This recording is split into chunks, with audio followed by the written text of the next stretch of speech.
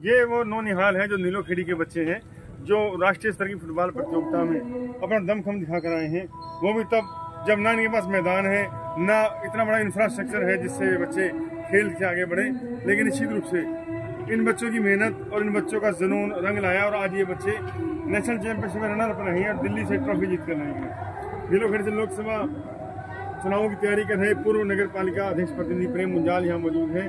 बच्चों को मोटिवेट करने आए, बच्चे भी यहाँ ट्रॉफी के साथ हैं। ये मेहनत वो मेहनत है जो बिना संसाधनों के बिना साधनों के बच्चे मेहनत करते हैं, बिना मैदान के बिना किसी अच्छे कोच के इन लोगों ने इतना बेहतरीन खिताब अर्जित किया। और ये बच्चे एक जुनून है इन बच्चों के लिए फुटबॉल, और आने वाले समय में अगर इनको सही मोटिवेशन मिले तो फुटबॉल में यह सिल्वर की जगह गोल्ड भी लाएंगे। और तब जिस तरह भिवानी बॉक्सिंग में मशहूर है उसी तरह शाहबाद हॉकी में मशहूर है, उसी तरह नीलोखेड़ी भी फुटबॉल में दोबारा मशहूर होगा।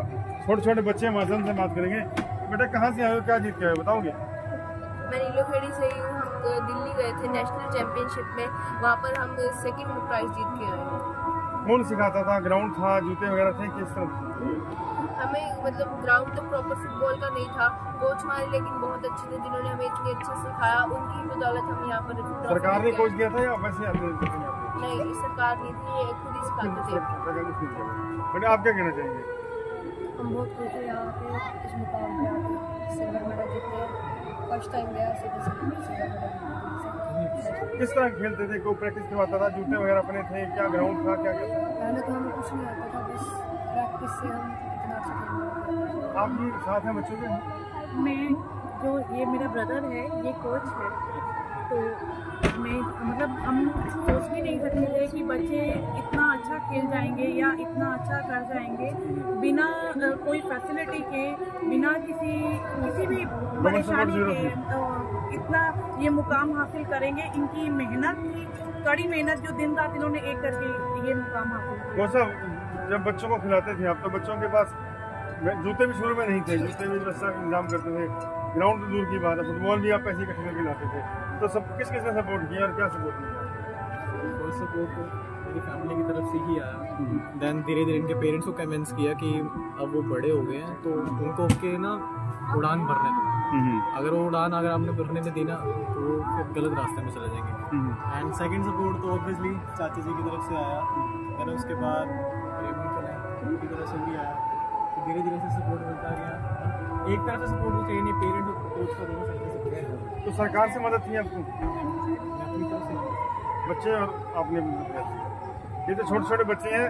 बेटा आप क्या कहना चाहेंगे? मेडल जीता हुआ आपने, क्या कहना? मैं इस मुकाम को देख के बहुत अच्छा लगता है और मैं पहले फुटबॉल नहीं खेला लेता था। धीरे धीरे ब्रदर ने हमें सिखाया और हमारे पास शूज़ नहीं थे, मैं नंगे पैर खेलता था।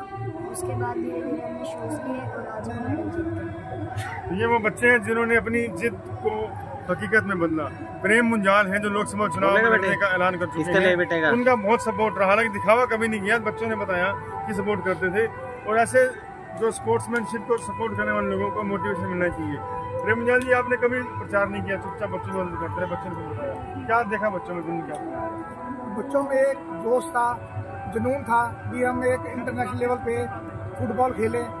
इन्होंने बहुत मेहनत करी, अब ये दिल्ली जाकर खेल के आए हैं और दूसरे नंबर पे आए हैं।